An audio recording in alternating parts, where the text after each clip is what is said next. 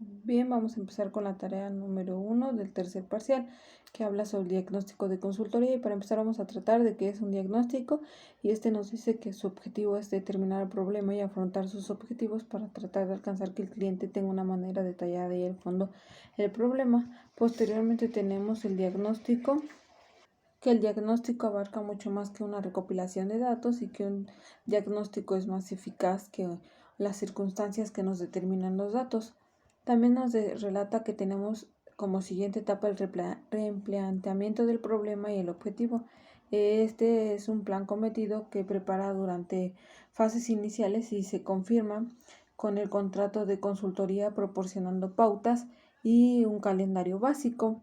Posteriormente tenemos que existe el personal de la organización y diagnóstico. Existe otro fenómeno importante, como sabemos, es el simplemente hecho de que el consultor de las empresas esté presente en la organización y empiece a formular las preguntas, ya que pone en marcha.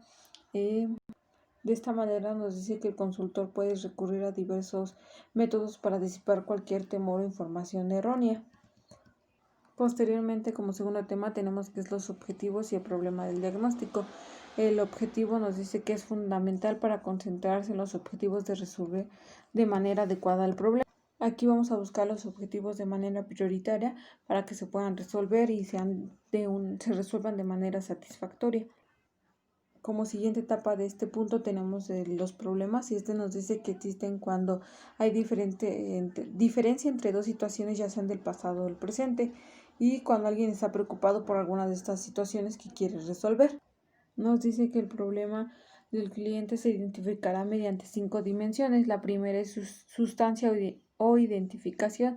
Se ha de describir la sustancia o identificación como escasez del personal o su competencia, carece de ideas sobre invertir el capital o socio, o sobre la determinación de una base de comparación utilizada. La siguiente etapa es la ubicación física y en la organización.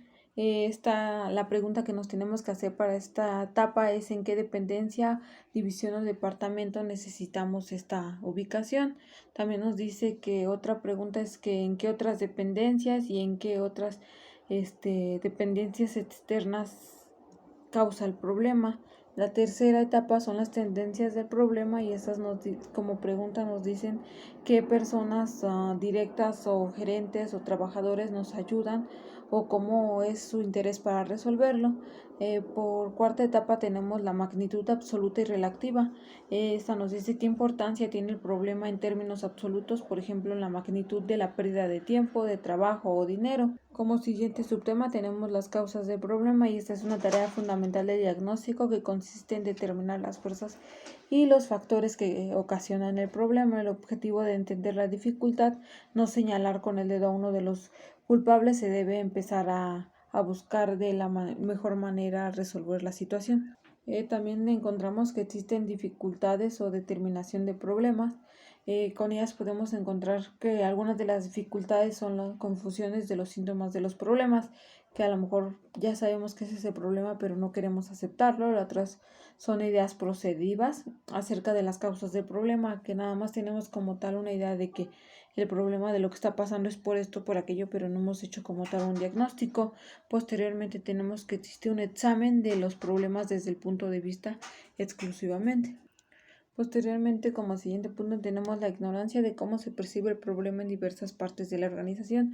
Por ejemplo, si pensamos que un compañero lo ve de una manera la situación, pero es de otra manera, debemos de respetar los puntos de vista.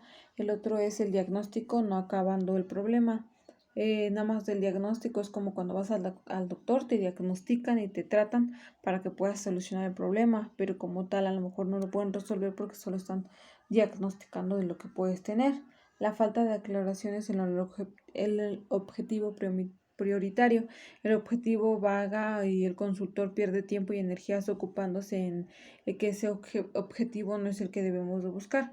Otras relaciones importantes nos dice que puede ser cualquier problema empresarial o de gerencial, está relacionado con los problemas, y existen relaciones, además de que se pueden determinar problemas y sus causas.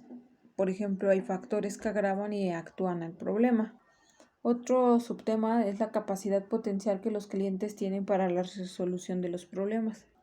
Y esta nos dice que se ha de presentar considerablemente la atención a las situaciones del cliente ante un problema dado. Posteriormente tenemos el siguiente punto, que son las direcciones posibles a las medidas futuras. Y este punto nos dice que se investigarán, se reunirán, registrarán y analizarán datos y ideas sobre cómo pueden resolver los problemas. Y como por último tema tenemos las principales etapas del diagnóstico, y esto nos dice que tenemos que buscar las respuestas a las preguntas antes mencionadas para poder llevar y construir de una mejor manera la resolución del problema. Tenemos que planificar las fases de los diagnósticos. Es esencial determinar el grado y la forma de participación del cliente en cada actividad, de cómo van a realizar cada una de ellas. Y si se opta por la modalidad de un consultor como impulsor del proceso, el cliente y el equipo aceptarán las responsabilidades del principal por acopio y análisis de los datos. Debemos de tener en cuenta que si contratamos debemos de acatarnos a las órdenes, igual los clientes deben de hacer eso para la pronta resolución. Por regla general es útil planificar el aumento gradual de las participaciones de los clientes y personas a lo largo de la fase de diagnóstico. Y eso sería todo de la tarea número 1.